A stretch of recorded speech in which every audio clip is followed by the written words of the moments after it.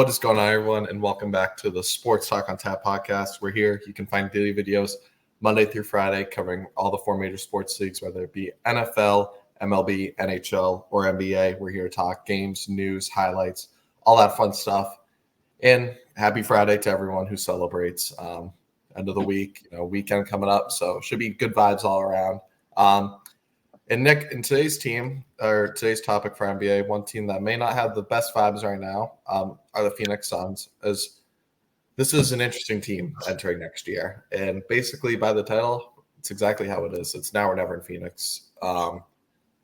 We could go back to the NBA Finals run with Chris Paul because this Suns team has gone in a kind of a whole new different direction since that run. They made the finals, were 2 games short. They rightfully so kind of run things back, are the 1 seed, get even better in the regular season, win 64 games, but then they lose to Dallas Mavericks in 7 games in embarrassing fashion the second round. And then they kind of, bring everyone back. They signed DeAndre into that max extension that they didn't really want to. They just matched it from Indiana's side. And then midseason, they're kind of, a little bit underwhelming. They make that move. They trade for Kevin Durant, this team right back into title contention, heavy favorites. They lose to the Denver Nuggets in 6 games. And to be honest, anyone kind of the real ball knowers and everyone kind of knew that was a fake 6-game series because every game, the 2 games the Suns won that series, Devin Booker and KD combined for like 90 points. They just both went absurd in the game, and they'd win by like 5 points. And then the games the Nuggets won, they won by like 20 plus. So it was like a 6-game series, but the Nuggets were clearly better. So the Suns then this past offseason made some interesting moves. They let CP go. They trade DeAndre in away, and they acquired Bradley Beal to form a big 3. And to say the least, it was an up and down season for them in the regular season because Bradley Beal dealt with a lot of injuries. KD was in and out. Booker was in and out for a little bit. For the most part, Booker played. But this team led the league in like the worst fourth quarter offense. Like they were the simultaneously worst. And that kind of, came down to a lot of them having similar roles and kind of being ISO guys and, isolation heavy.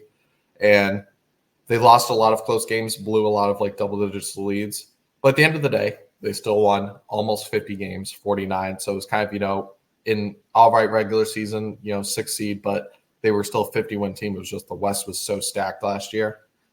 And then they entered the playoffs against a fit. They, in their opinion, a lot of people before the series thought they got the favorable matchup against the Timberwolves. And rightfully so because they smoked the Timberwolves in 3 regular season games.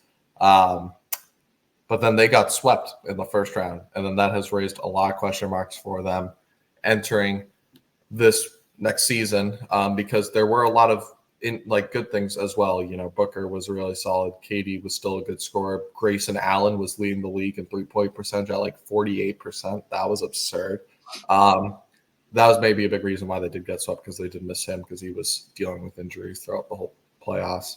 But now they kind of enter this stage, Nick, where they can't move out for at least another year or 2. And the owner, Matt Ishbia, says they're going to remain a second apron team for at least the next 2 seasons with this big 3. And, they kind of made some small around the edges changes. They bring in a backup point guard in Monte Morris. They bring back Bol. They re-sign Grayson Allen. So now where do they go from here? Nick, I'm curious what your expectations are for them kind of heading into this next year with this big 3. Are they doomed to take a step better just with more chemistry? Are they doomed to just kind of get worse with the West getting better and them kind of staying the same? They also added, in my opinion, the best coach on the market, Coach Bud. Say what you want about his playoffs. He doesn't adjust. That part of that might be true, but he still won a ring, and he's still a 2-time Coach of the Year. He coached that Hawks team to 60-plus wins with Al Horford as their best player. So, I'm not going to be, Al Horford's really good. But, I mean, to be your best player and win 60-plus games is kind of crazy. I think they're bound to take a step better. I know you said they won 49 games last year, which you ask a lot of teams in the league, obviously not these top ones, but if a lot of teams in the league, they'll take 49 wins any day, like a 5 seed. But with how this team was built, they were expected to be back at that 1 seed, sit around 60 wins. When you add when you already have KD and Devin Booker, and then you add another, potential 30-point scorer in Bradley Beal, you're kind of expecting to be the top dog in your conference and make a real run at the finals. And it was kind of just embarrassing last year. I don't think with how this team is built, they can get much worse. And I don't really think they have a choice because it's not like they can, just sell everybody off and kind of try to rebuild, their picks and younger talent, because I'm pretty sure Bradley Beal has a no trade clause. So his contract is like awful because he doesn't play. He's like kind of an injury liability. And then Kevin Durant, I mean, might be the guy you could trade, but he's, on the older side. It's going to be tough to trade him. And Devin Booker, I feel like you just wouldn't want to trade him. He's kind of your franchise guy, still young. So I do think they're going to get better with the coaching change, like you said. But I still don't see them as a real threat right now. And the only reason I say that is due to the injuries. Like, I feel like those three guys never played together. So Sorry. Maybe you're right partially on that front. I think, injuries do play a big part. We obviously know what Bradley Beal is, though he's kind of been injured this whole career. But, if they gel together and play, going to give a realistic number because maybe 50. 60 games out of the 82. What if we say 50? When the Celtics got Porzingis, I think he played like 50 games. Yeah. That's so we could say 50. 60 would be a blessing for all of them to play because, even KD misses some as he gets older and Booker. Mm-hmm. But, if this team plays a good amount of the season together and they get, around 50, 50, 52 wins, how much confidence do you have in them entering the playoffs against these other teams? Sorry. It really depends on like the seeding and everything. Like if they go up against the Timberwolves again, I'm still picking the Timberwolves. I would say I'm not confident against the Nuggets because, like you just said, I mean, it took KD and Booker dropping damn near 100 points to barely beat them, and I would be confident against like the bottom tier. If they were like a top 4 seed, playing those bottom teams, I'd be confident they'd go to the second or maybe third round. So, let me just think of a hypothetical. Kind of like a this or that. How about them or the Lakers? In that playoff series, like fully healthy? Lakers are fully healthy too, though, with AD, LeBron. That's. I'm probably still picking Phoenix. I think Kevin Durant is really, really good in the playoffs, and he's kind of been LeBron's kryptonite. All right. At least when he was on the Warriors. Obviously, KD Warriors was like a whole different breed. But would you have them higher than the Kings? Yeah, I would. Especially if we're talking playoffs, just because I don't think the Kings have really the experience that the Suns have. Obviously, Booker and KD have both been to the finals. I know Bradley Beal hasn't, but if Bradley Beal's your third option and, he's fully healthy, that's a really, really good third option. So I would probably take the Suns. And then for fun, because we did a this or that for them or the Grizzlies, would you say? I would say that the Suns. I respect Ja, but outside of Ja Morant, there's nobody I can really fully put my trust in the playoffs. Desmond Bane's a different animal in the playoffs. I'll just say that. Maybe, but I still got to pick the Suns. When we're talking fully healthy, that's my thing with the Suns. I think when I saw them get Beal, I thought they were going to be a really good team, and he just it felt like he never played. So, yeah, I don't know. Injuries obviously are the biggest, key to everything. Yeah, I'm. Me with trades, I don't grade until after 2 seasons. Yeah. Obviously, year one of this trade was definitely like a D, just because the injuries and Bradley Beal's struggles in the playoffs were unreal. I mean, I think he had 9 points in that game 4. I mean, most of the time teams just try and win a game 4 just for pride. And he had no pride. I think he fouled out.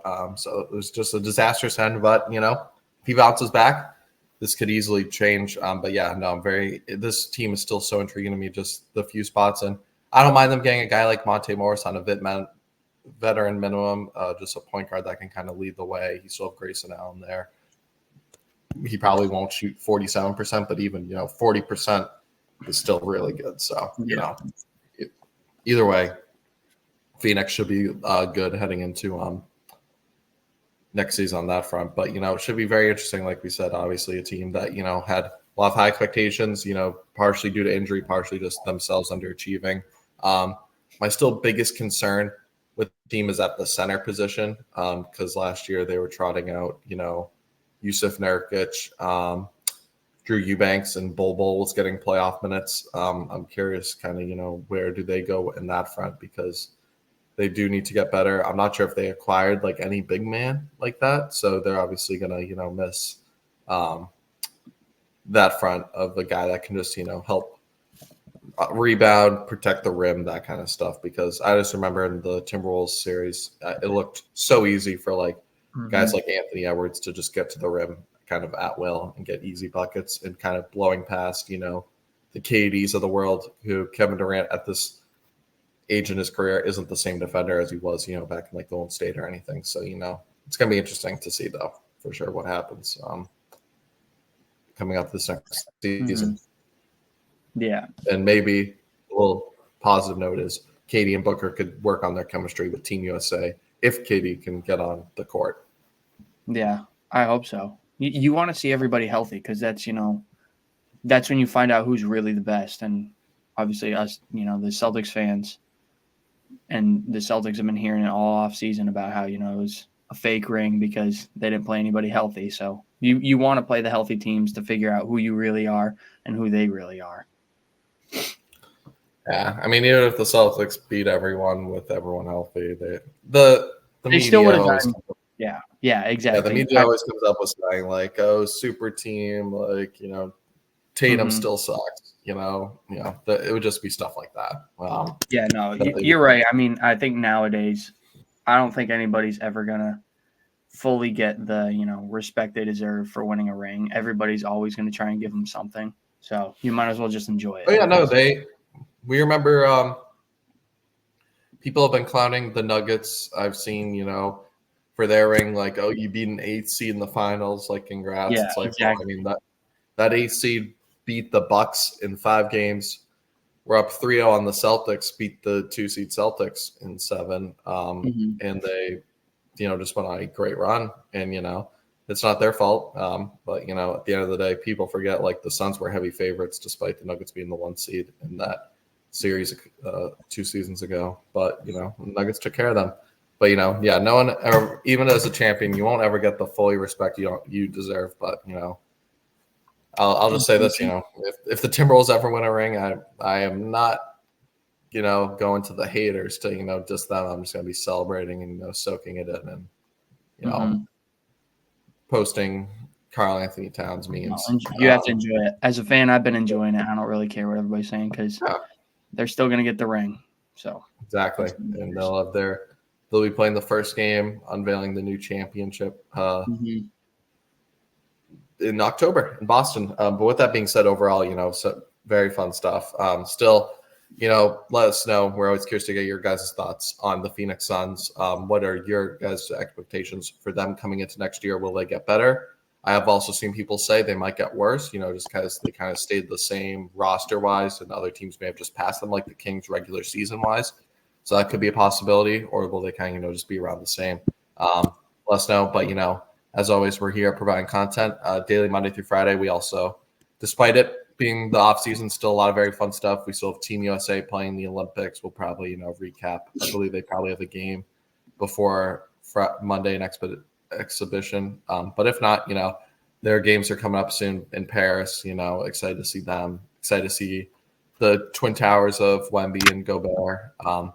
Should be very exciting Olympics. And then, summer league still going on for players, trying to watch their rookies like me.